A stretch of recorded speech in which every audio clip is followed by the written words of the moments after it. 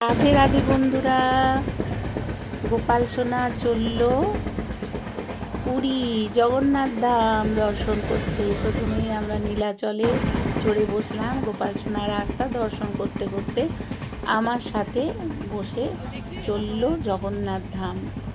পুরীর পথে আমরা রওনা হলাম। গোপাল সোনাকে যেরকমভাবে নিয়ে যাই প্রত্যেকবার, ওই ঝুড়ির ওপরে বসিয়ে সাজুগুজু করে গোপাল সোনা কী সুন্দর আনন্দে যাচ্ছে। দেখো বন্ধুরা, সবাই দর্শন করো।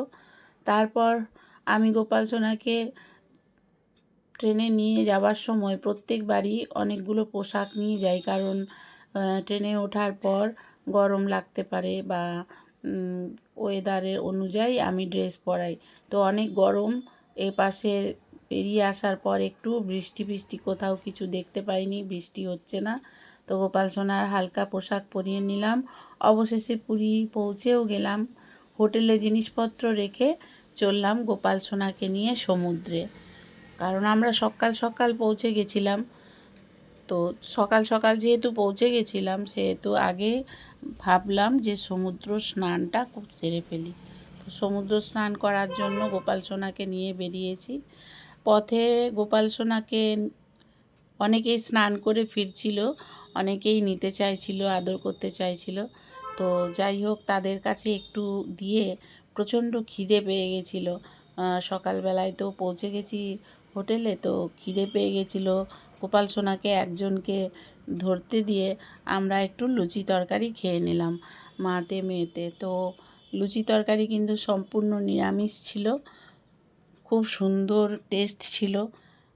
প্রথমে আমরা দুজনেই লুচি তরকারি খেয়ে নিলাম, কারণ সমুদ্র গেলে একটু দেরি হবে আর খিদেও পেয়ে গেছিলো। তাই আমরা লুচি তরকারি খাওয়ার পর তারপর আবার গোপাল সোনাকে নিয়ে রওনা হলাম সমুদ্রের উদ্দেশ্যে। তো রাস্তায় যেতে যেতে আরও একটু ভিডিও করে নিলাম, কত দোকানপাতি বসেছে দেখো। তারপর তোমাদেরকে দেখিয়ে দেব এখানে সমুদ্রের জগন্নাথ।